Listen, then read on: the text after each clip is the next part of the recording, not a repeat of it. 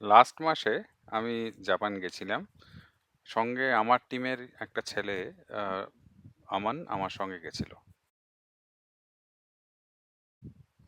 আমরা যেদিন পৌঁছেছি সেদিন শনিবার রাত।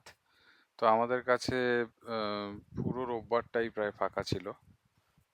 তাই আমরা ভাবলাম যে রোববার দিন আমরা আম, ওখান থেকে কিছুটা দূরে আমরা যে হোটেলে ছিলাম সেখানে ন্যাশনাল মিউজিয়াম অফ টোকিও গিয়ে দেখে আসবো। এটা সেই মিউজিয়াম, হোটেল থেকে একটু দূরেই। মিউজিয়ামে ঢোকার টিকিটের দাম খুবই কম, খুবই অল্প পয়সায় ঢোকা যায়, যেটা একটা বিরাট সারপ্রাইজ। এবং খুবই ওয়েল মেনটেন্ড। আমরা ওখানে তিনটে গ্যালারি দেখলাম। একটা হচ্ছে দ্য চাইনিজ গ্যালারি, একটা হচ্ছে ইন্ডিয়ান গ্যালারি, আর শেষে দেখলাম হচ্ছে জাপানিজ গ্যালারি। মিউজিয়ামের সামনেই একটা পার্ক, তার নাম উয়েনো পার্ক। খুব সুন্দর, সেখানে একটা মেলাও ছিল, সেটার কথাও বলবো।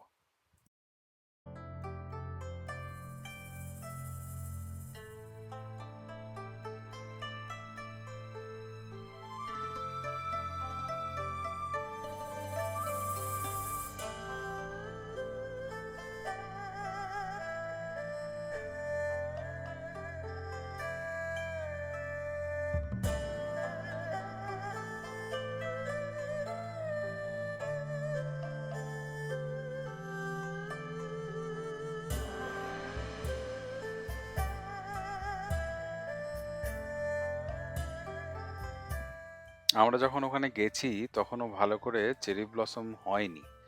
তাও আমরা হঠাৎ করে দেখলাম যে আমাদের মিউজিয়ামের পেছনে একটা গাছ, সেই গাছের তলায় সবাই ছবি তুলছে, আমিও তুললাম।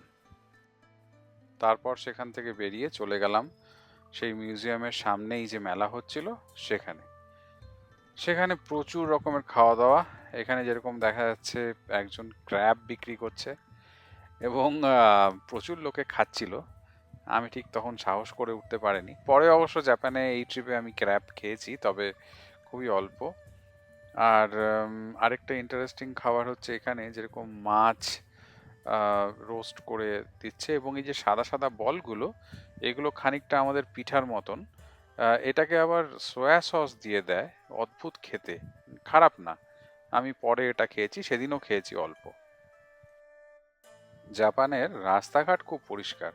আর স্পেশালি এখন রাস্তাঘাটে এমন বিশাল সুন্দর সুন্দর ফুল ফুটে আছে চারিদিকে। আমরা ফেরার আগে একটা ক্যাফেতে এই কফিটা খেলাম, কফি আর চিজ কেক, খুব সুন্দর দেখতে। এটাকে ওরা বলছে চেরি ব্লসম কফি।